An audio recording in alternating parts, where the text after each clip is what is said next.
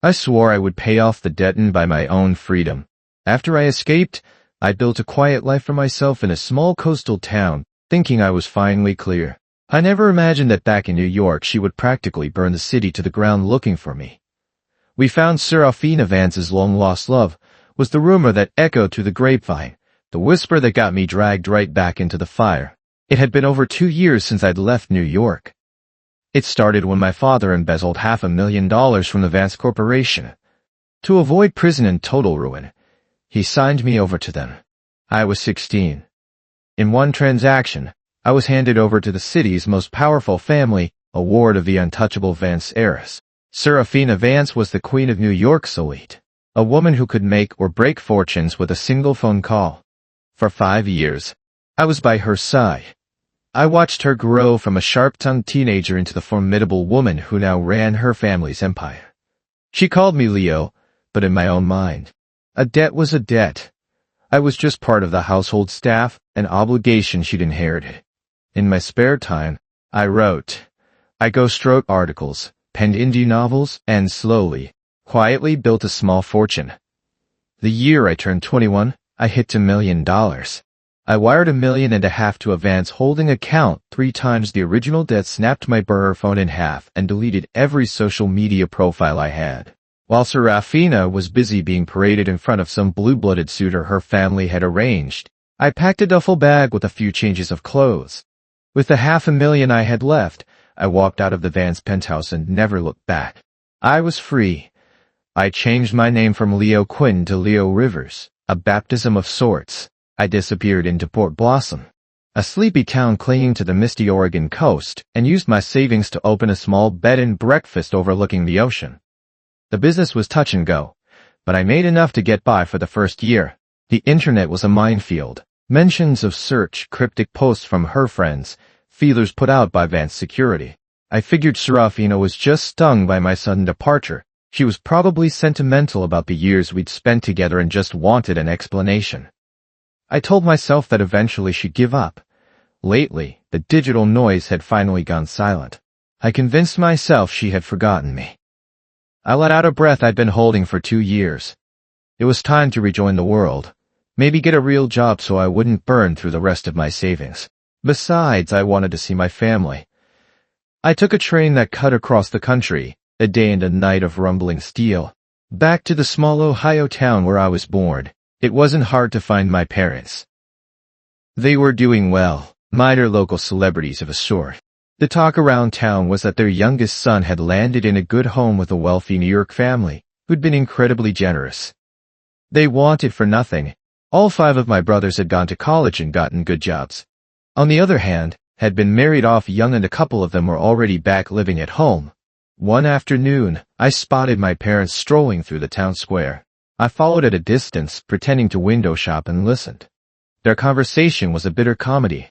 Where the hell did that damn kid run off to? My father grumbled. He had it made with the Vanceys. What's he doing bouncing around God knows where? A complete waste of the golden goose I found for him. I know, my mother chimed in. That Miss Vance has called 12 times this year asking about him.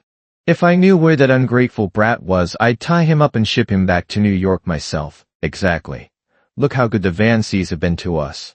A new house, cars, they even helped the boys find good wives. What more could he possibly want?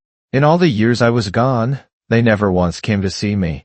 In the beginning, I'd hoped they might. Maybe even that they'd save up enough to buy back my freedom. Slowly that hope withered. I figured they'd forgotten all about the son they'd sold. But they did remember me. They remembered the version of me who lived in a penthouse, a useful connection to a life of luxury. It was clear listening to them that I could never go home again. I caught the next train out that night and headed back to the coast. The job was simple, something that wouldn't draw attention. The hotel manager took one look at me, appraised my clean-cut appearance, and hired me on the spot as guest relations. I'd never had a real 9-to-5 before, and on my first day, I learned that even the simplest job comes with its own brand of office politics. Hey, Liam, a coworker said with a sneer. Manager wants to see you up front. He finished with an eye roll for good measure. When I got to the front desk, the manager was sweating bullets. You're here, perfect, he said, waving me over. We've got a real handful in the presidential suite. None of the other staff wants to deal with her. You're up. She's from New York. A major client, so whatever you do, don't piss her off." I took a deep breath and knocked on the suite door. I pushed it open and asked if she needed anything. The young woman across the room looked up and her eyes widened. She stared at me for a long moment. "You look really familiar." "You must be mistaken, ma'am," I said smoothly. "It's a small town. I doubt you'd know anyone from around here. Is there something I can help you with? Is your name Elias?" she asked. Standing up, she circled me, her eyes raking over my generic hotel uniform. "I think it is. You're Elias Thorne, aren't you? From the Vance family. I saw you once at a gala my parents dragged me to. You were with Serafina Vance." A jolt of ice went through me. I couldn't believe someone had recognized me out here. I played dumb. "You've definitely got the wrong person. I'm a local, never even been to New York." "No way," she insisted. "Elias Thorne was raised in the Vance household. You don't get that kind of polish from a small town like this." "Ma'am, my manager is waiting for me. If there's nothing else, I should get back." She waved a dismissive hand, letting me go without another word. The moment I was out the door, I found the co-worker who'd set me up. "What was that about?" "We're supposed to be colleagues. Why would you do that?" "Oh, please," he scoffed. "You're obviously some rich kid playing at being poor, slumming it with us common folk. You think we can't see through that act? How much is Daddy paying you to LARP as a working man while you steal our jobs?" I didn't bother to answer. I walked straight to the manager's office and quit. It was a long shot, but I couldn't risk it. If word got back to Serafina, all my efforts would be for nothing. After a few days of laying low, no black cars appeared, no mysterious men in suits knocked on my door. I finally relaxed. I decided to try my luck in the city nearby, a place with more opportunities. Serafina had insisted on giving me the best education money could buy. I'd learned everything from golf and skiing to racing cars and piloting speedboats. Those skills were useless in Port Blossom, but in the city they were a resume. I landed a job at a high-end ski resort working as an instructor, an assistant manager at the lodge. The owner, a pragmatic man, saw my polished manners and handsome face and was more than happy to assign me to the wealthy clients, particularly the daughters of his most important guests. A group of them arrived from New York for a ski trip. My job was to teach them. During the day on the slopes they were impossible to miss, draped in designer ski wear that screamed money, a stark contrast to the rental gear of the amateurs. During breaks, guys swarmed them asking for their Instagram handles. "Youth is a wonderful thing, isn't it?" The voice came from the most striking woman in the group. Her long hair was tied back in a neat, professional style, and her custom gear marked her as a serious skier. She had an air of effortless command, a woman from a family of immense wealth, no doubt, the kind of person I needed to keep my distance from. That evening, the resort owner insisted I attend dinner he was hosting for them, along with a few other handsome young men from the staff. Unlike the other guys who were buzzing with ambition and hoping to catch a rich girl's eye, I was just trying to get through the night.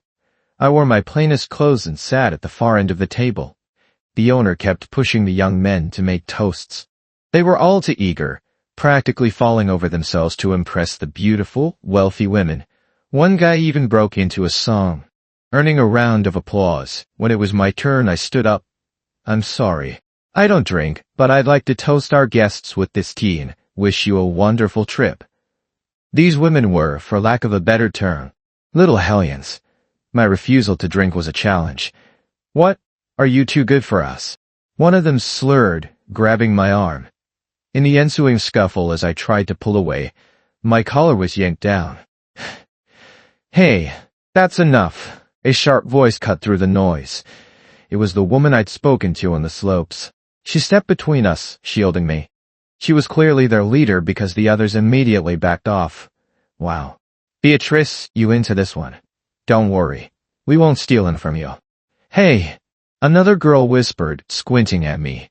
"Look at the back of his neck. What is that?" They all stared, their expressions shifting from drunken amusement to shock. The leader, the one they called Beatrice, frowned. "Beatrice." One of them breathed. "That golden phoenix tattoo. It's not the one we've heard about, is it?" Serafina had her eccentricities, but the tattoo was the one I hated most. She had insisted on it. A delicate golden fiend, etched onto the back of my neck. To me, it was nothing more than a brand, a permanent mark of ownership like the ones they put on cattle. I had been devastated. I always wore high-collared shirts to hide it, but the scuffle had exposed it. "Are you the gay Serafina Vance has been looking for?" Beatrice asked, her voice slow and serious. "No," I replied automatically. "I don't know who you're talking about. I heard the Vances raised him from a boy, kept him completely under wraps. Finding him here. Did she finally get tired of you? You could come with us. You know, you're cute enough." Beatrice shot the girl a silencing look. "Knock it off." "Chloe, what?" Beatrice Montague. "Don't tell me you've fallen for him too. Why are you defending him?" "I brought you all out here," Beatrice said, her tone sharp as glass. "And I don't want you getting into trouble you can't handle. That golden mark isn't something the Vances give out lightly. Anyone in our circle knows what it means. That boy is not just anyone to Serafina Vance." "Don't be stupid," Beatrice Montague. I couldn't believe it. The heiress to the Montague fortune was standing right here. The mood soured. The girls, suddenly bored, ended the dinner quickly. The manager, bowing and scraping as he saw them out, shot me a furious glare. I walked over to Beatrice. "Thank you for stepping in, and for keeping my secret. Though I guess there's not much of a secret left to keep." Beatrice nodded, her gaze distant as she sighed. "So this is where you've been hiding." She looked at me, a flicker of something in her eyes. "Do you need my help?" "No thanks," I said, probably too quickly. "I'm doing just fine." She must have thought I was misunderstanding her, that she was offering me money. She was really asking if I'd be in trouble now that I'd been found. But in my mind, the Vances had given up on me long ago. A few days later, the girls flew back to New York. Nothing happened. No calls, no uninvited guests. I finally let my guard down completely. The resort owner, however, couldn't care less about my mysterious connections. All he knew was that I'd somehow offended his VIP clients. And he made my life hell, assigning me the worst shifts and most menial tasks. One morning, the owner announced that the entire resort was being closed to the public the next day. It was being exclusively booked by a major figure from New York. A knot of dread tightened in my stomach. I immediately told the owner I was sick and planned to hide out in my apartment. I woke up the next morning with a sense of impending doom. An instinct so strong I started packing a bag, ready to flee back to my little BB in Port Blossom. Before I could finish, my phone rang. It was my boss yelling at me to get back to the resort immediately and make things right with the guest. So be it, I thought. No point in running now.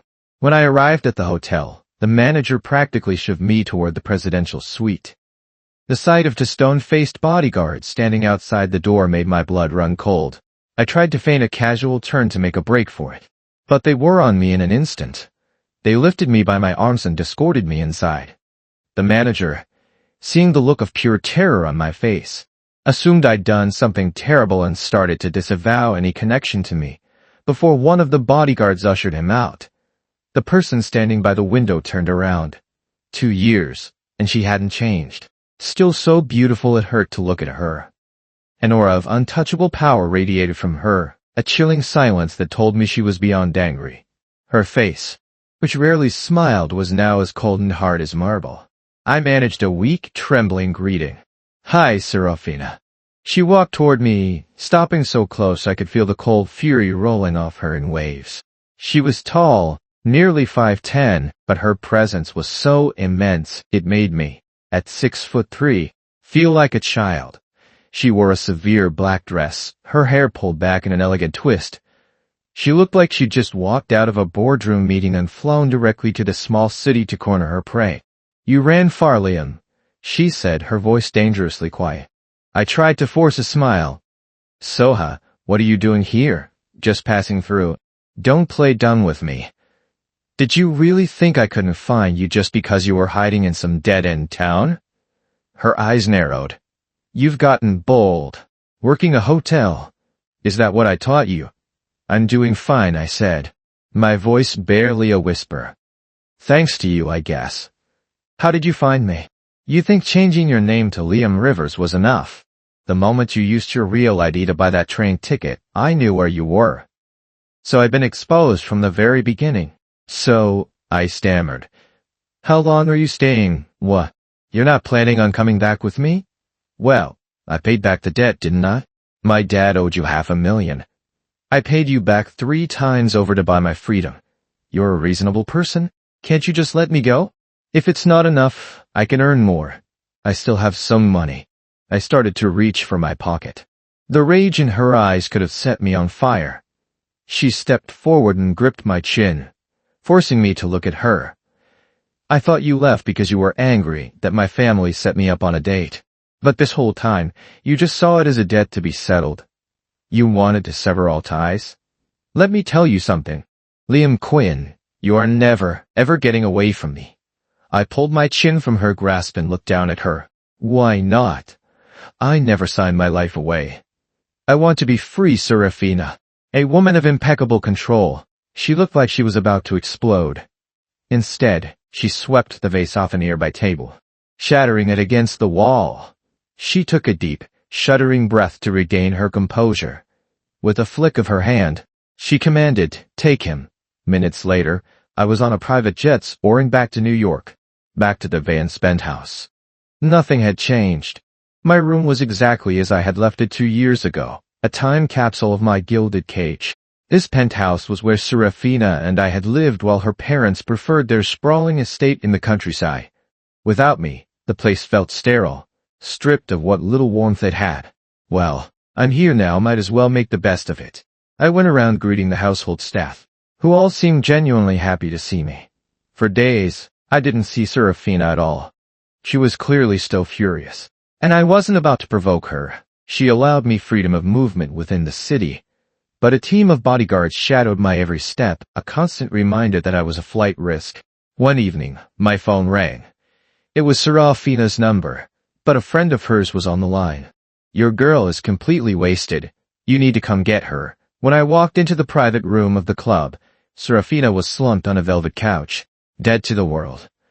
The group of women with her, all familiar faces from her inner circle, stared at me as if they'd seen a ghost. "The prince consort returns," one of them exclaimed. No wonder she drank herself into a coma. I nodded a greeting to the group. "Good evening, ladies. I'm here to take my boss home." As I moved to help Serafina up, my eyes met Beatrice Montague. So she and Serafina really were friends. Beatrice walked over to me, her expression unreadable. "So you're really back, yeah? Didn't get far? Do you need help?" she whispered, her voice slow. "If you want to leave, you can come to me." "It's fine," I murmured. "Don't want to cause you any trouble." In the dim, pulsing light of the club, her gaze seemed almost sad. I gently closed the door behind us. In the car, Serafina was silent, her head resting against the cool leather of the seat. I knew her tolerance. There was no way she was as drunk as she was pretending to be. Before I could process the thought, she launched herself at me, a whirlwind of cold perfume and a sharp scent of expensive whiskey. Serafina kissed me, softly at first, then with a desperate intensity. I froze, completely rigid. She pulled back, the hurt plain on her face even in the dark. "You still want to leave?" she whispered, her voice cracking. "Why don't you ever understand? You're so stupid." She must have overheard my conversation with Beatrice. "I saw her my own way," I argued. "I don't want to depend on anyone. Is my family short on money?" She shot back, her voice laced with sarcasm. "It's your money. I need to make my own. I need to be my own person. I've told you 1,000 times, you're not my servant. But in my mind, I owed you. In my mind, that's exactly what I was. Are you trying to give me an aneurysm?" "Serafina, I need to work. You can't keep me locked up forever. I'm a person, an individual." She knew she couldn't win the argument. Worried I'd try to run again, she offered a compromise. A job at the exclusive Van Zone Golf Club as a guest relations manager. Her plan was probably to make me so bored and miserable I'd give up and accept my role as a pampered bird in her gilded cage. But for me, any job was better than no job. Work was work. The job at the club was easy enough. I greeted high-level clients, answered their questions, and made sure their experience was seamless. My quiet patience and refined manners went over well. Most of the members knew about my connection to the Vancies, so no one gave me a hard time. Beatrice Montague started showing up at the club constantly. Mostly, I suspected, to get under Serafina's skin. The Montagues were one of the few families whose wealth and power rivaled the Vancees, so Beatrice was one of the only people who dared to poke the bear. One afternoon, we were chatting when the club manager came rushing over, apologizing profusely to Beatrice. Apparently, some nouveau rich girl had thrown a tantrum and smashed the headlights of Beatrice's convertible. I followed them to the parking lot to help smooth things over. The girl, utterly fearless, tried to shove Beatrice. I instinctively stepped between them. Beatrice was a VIP guest, protecting her was my job, but this girl was on a rampage. Seeing me in her way, she barked at her bodyguards. "Take care of him." My temper flared, but before I could do anything stupid, Beatrice put a hand on my arm, holding me back. "Let him go." Serafina's voice cut through the tension like a razor. She'd arrived with her own security detail. She gave a curt order to have the girl escorted off the property and permanently blacklisted. For the first time, the three of us, me, Beatrice, and Serafina, stood face to face. The air crackled with unspoken history. "He's with me, Beatrice," Serafina said, her eyes fixed on me, her brow furrowed. "He's a free man, Serafina," Beatrice shot back coolly. "He has a right to choose. A choice. Did you forget about the tattoo on his neck? Others might not understand, but you do." I subconsciously touched the back of my neck. What did that tattoo really mean? I made a mental note to ask Beatrice later. She clearly knew something I didn't. "I don't care," Beatrice said, her chin high. "And I'm not afraid of you." I quickly stepped in before a full-blown war could break out. I thanked Beatrice for her help and then grabbed Serafina's arm, pulling her away. As I glanced back, Beatrice's expression looked strangely desolate. Serafina let me lead her away, but she was still fuming. "Were you hiding in that city for her? Are you insane?" I said, exasperated. "We're just friends. I didn't even know who she was until a few weeks ago." "Serafina, you don't have to look at me like that. If I ever get married, it'll be to a normal girl from a small town, not someone from your world." I added for good measure, "One day when you feel I've repaid my debt, I'll find a nice girl and settle down." A fresh wave of fury washed over her face. She spun around and left, kicking the door to my room so hard the frame splintered. Every time I provoked her, I didn't feel happy. There was just this stubborn, twisted part of me that refused to let her win. I genuinely believed my life was meant to be ordinary. My family, my background, everything about my past screamed that I didn't belong in her world. Maybe one day Serafina would meet someone suitable and finally let me go. Then I could go home, find someone normal, and live out my days in peace. Lost in these thoughts, I was summoned by her mother. When I first came to the Vance household, Serafina's mother had noticed her daughter's unusual affection for me. She had gently, but firmly reminded me to know my place and do what was expected of me. Even though I was young, her words stuck with me for years. I did just that. No matter how kind Serafina was, I focused on my studies, on earning money, on paying back my debt. Mrs. Vance knew this wasn't my fault. It was Serafina's stubborn refusal to let me go that was the problem, and she seemed weary of it all. "Let me be direct.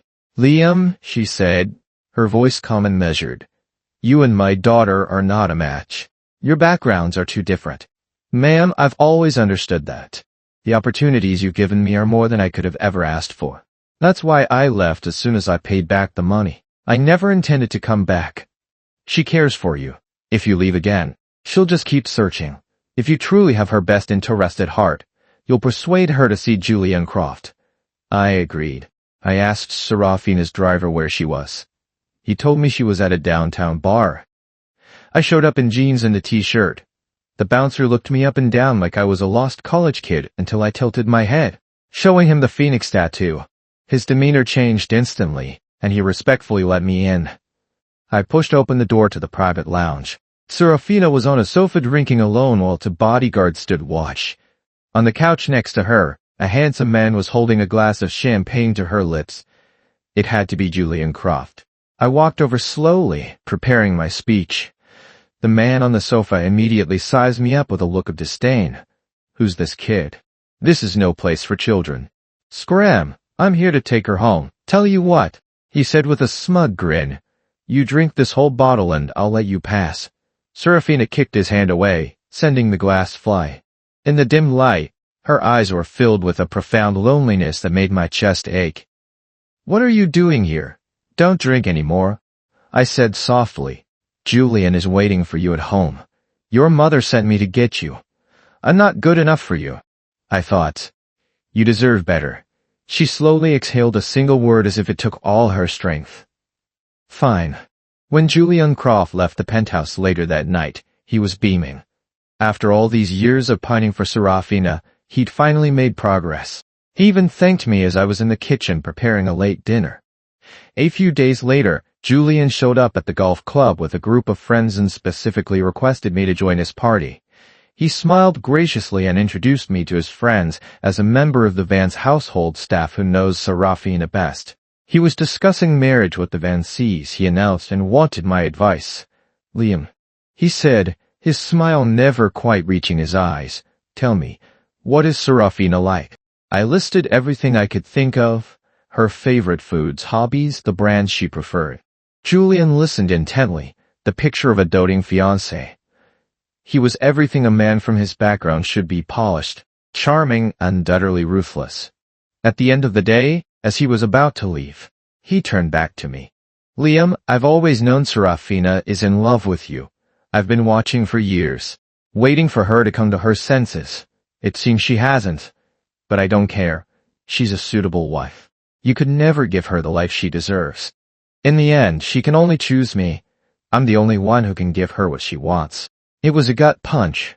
I knew it was true, but hearing it said so plainly filled me with a quiet despair. You're right, I said. I know my place. If you want to leave, he offered, I can help you. It was perfect. They needed space to build something real, and I needed to see my little BB again. It was the one place she hadn't found me yet. If I help her find a good husband, surely my debt would be paid in full. Julian arranged a private flight. This time there would be no tracking my ID. Back in Port Blossom, I disappeared completely. My days were filled with the sea breeze and the simple rhythm of cooking and cleaning. I forced myself not to think about what I'd left behind. To keep myself busy, I even started looking at dating profiles, trying to find a normal person to go on a normal date with. I was at the age where I was supposed to be settling down, after being surrounded by the impossibly beautiful and wealthy women of New York. Would you like me to continue the story and describe what happens when Liam tries to go on his first normal date in New York? I worried my standards were too high that I'd end up alone. The woman I met was a local government employee. She was neat and tidy and seemed pleased enough with my looks, but every other sentence out of her mouth was about cars and houses. The date quickly lost its appeal. Was I being too picky? So Elias, she said, summarizing our conversation. You're telling me you have no job and no house? She continued without waiting for a reply. I need a man with ambition. Before we get married, you need to buy a house and a car. Also, my younger brother isn't married yet, so I'll need you to give my family $1 million as a bride price. I took a sip of my coffee and couldn't help but smile. Should I buy your brother a car? Too. My sarcasm was lost on her. Her eyes narrowed. My salary may be low, but I have a stable government job. My mother says my future husband has to be able to support my brother. I shook my head. What a waste of time. I might not belong in New York high society, but surely I wasn't so pathetic that I had to settle for this. I'd rather be alone for the rest of my life. At least I knew how to make my own money. Ma'am, I don't think you're looking for a husband. You should probably just stay home and take care of your brother forever. The woman shot to her feet, hand raised to fling her coffee at me. Before I could move, a figure in a chic tracksuit stepped and unpoured a glass of ice water over the woman's head. It was Beatrice Montague. How did you find me? I asked, stunned.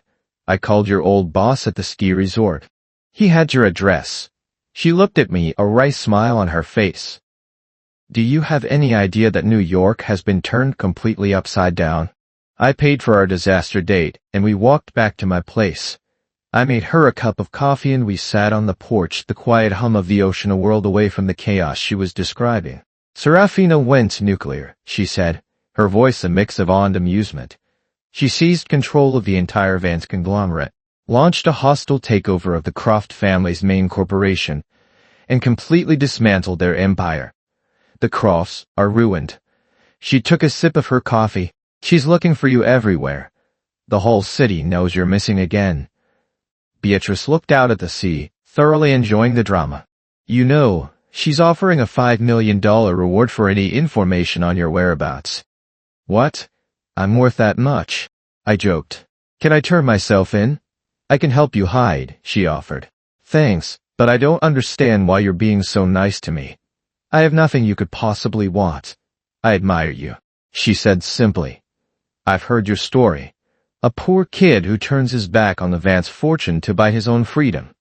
It's unheard of. If I wanted to use you, I would have exposed you the first time I saw you, but I didn't. She paused, then added quietly, the truth is I've always had a crush on Serafina. I stared at her, completely floored. Then why? Because I know I can't have her. She's yours. She saw my confused expression. But you love her too, don't you? I do, I admitted. But I'm not good enough for her. I'm just a servant boy her father bought. How could I ever be worthy of her? I can't get past that. Beatrice laughed, breaking the tension. And you're out here on a date with that woman?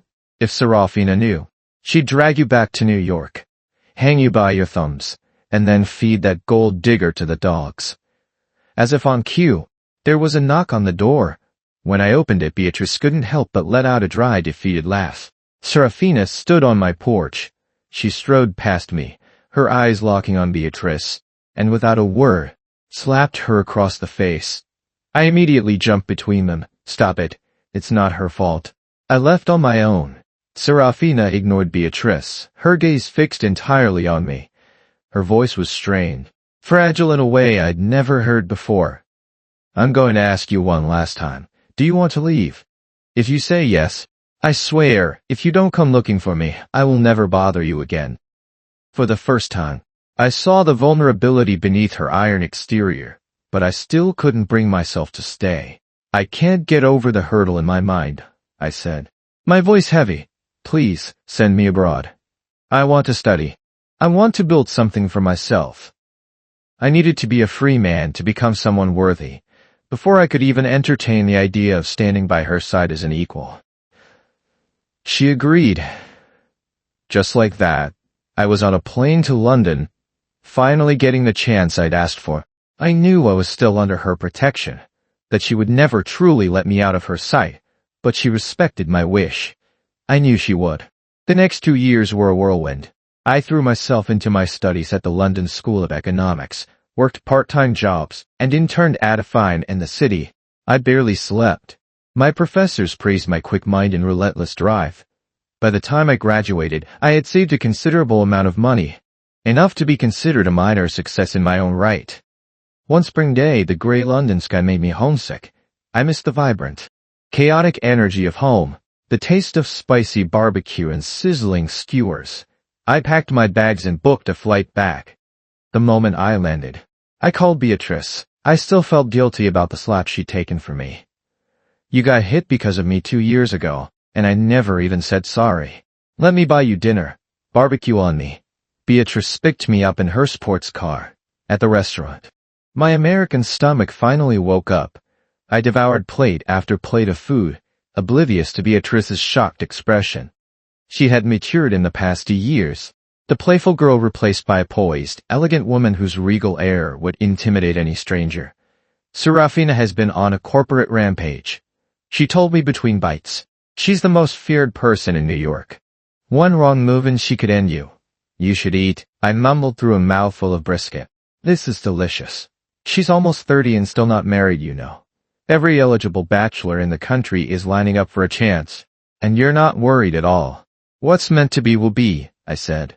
Worrying won't change anything. I paused. Hey, there was something I always wanted to ask you. That tattoo on my neck. What does it actually mean? I can't believe you don't know, she said, shaking her head. It's her mark. It signifies that you belong to her. In our world, anyone who's not a complete idiot knows not to mess with you. It's a form of protection. She looked at me seriously. and if I'm not mistaken, it's a mark she would only give to one person in her entire life. So that's what it was. All this time, I thought it was a brand of servitude. And you? I asked. How are you doing? I'm really sorry about what happened. I don't need your apology. I'm doing fine. No boyfriend, but fine. I couldn't help her with. The Vance family was hosting a gala that night. I asked Beatrice if she could get me in. I sat in a shadowed corner, watching the glittering crowd. I recognized most of them from my teenage years. Serafina had always brought me to these events. So much of my life was inseparable from hers. I remembered how she would proudly introduce me to her friends, and I would always wonder why she bothered introducing a servant. Eventually, her friends started teasingly calling me her prince consort, as she never corrected them. My father sold me to her, yes, but we went to school together, studied together, got into trouble together, laughed together. She bought me gifts to make me smile. She threw me birthday parties, something my own parents had never done.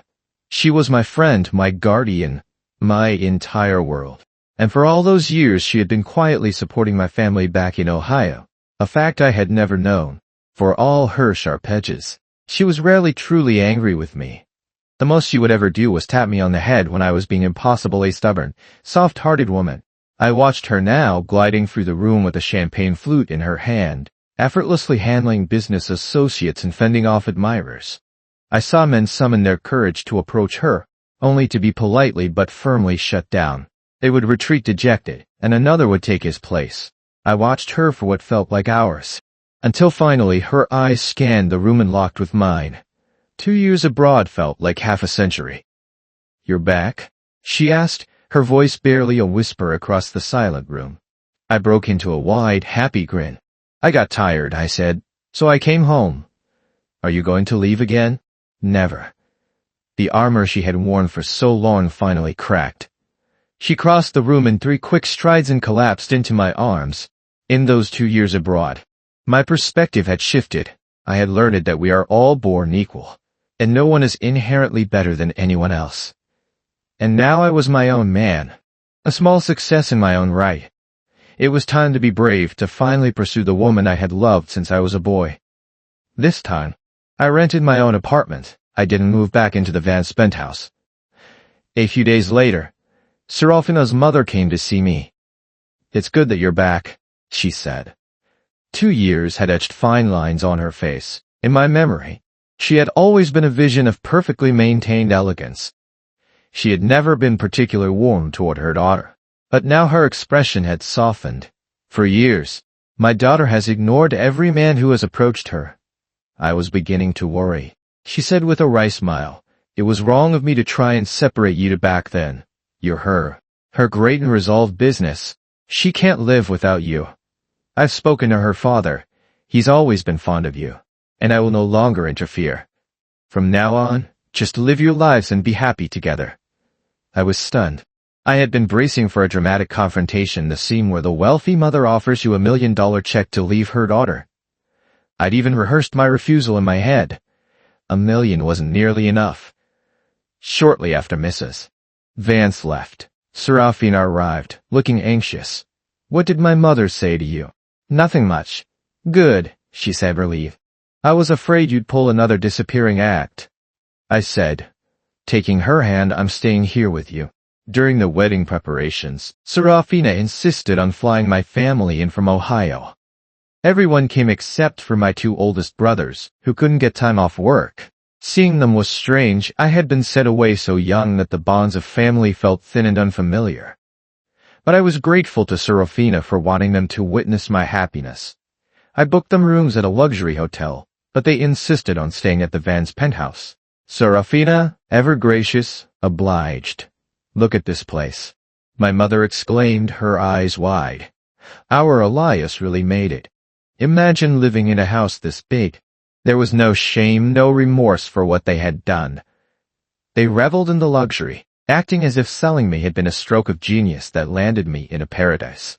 "Elias," my father said, getting down to business, "we need to talk. Some of your brothers have dead-end jobs. Now that you're going to be the man of the Vance house, you should see about getting them better positions." "Yes, Elias," my mother chimed in. and our house is bursting at the seams with your sisters and their kids living there. We heard you've made quite a bit of money. You should help out with the family expenses." Their eyes held no love or pride, only calculation. "Did you forget that you sold me to this family?" I finally snapped. "Are you all suffering from amnesia? This is the Vance family, not a flea market where you can just ask for whatever you want. All those years, not a single letter, not a single phone call to see if I was okay. If they had shown even a shred of concern, I wouldn't be this angry now." "Elias, don't talk like that," my father said indignantly. "It was fate that you and Miss Vance met. How else would we be connected to a family like this? You should be thanking me for losing all that money. If I hadn't, you'd be stuck in Ohio marrying some farmer's daughter like your brothers. So I should thank you for selling me when I was just a kid." Serafina gently put her hand on my arm, stopping me. She knew how much I'd secretly longed for a family, for the affection I never had. She also knew that my parents were not worthy of that longing. "Uncle Auntie," she said, her voice polite but firm, "please make yourselves at home here for as long as you like. If you need anything, just ask the staff." "Oh, yes. Thank you, our dear daughter-in-law," they gushed. Later, she turned to me. "They're your parents. What's past is past. You have to let go of that. If not in your heart, Elias, then only then can you be truly happy. I was unlucky, sold and traded like property at a young age, my world painted in shades of gray. But I was also the luckiest man alive. I met Serafina Vance, and she healed the wounds of a childhood I thought was beyond repair. After we were married, I dedicated my life to taking care of her. I never let her lift a finger, and I never spoke a harsh word to her. I had found my way home,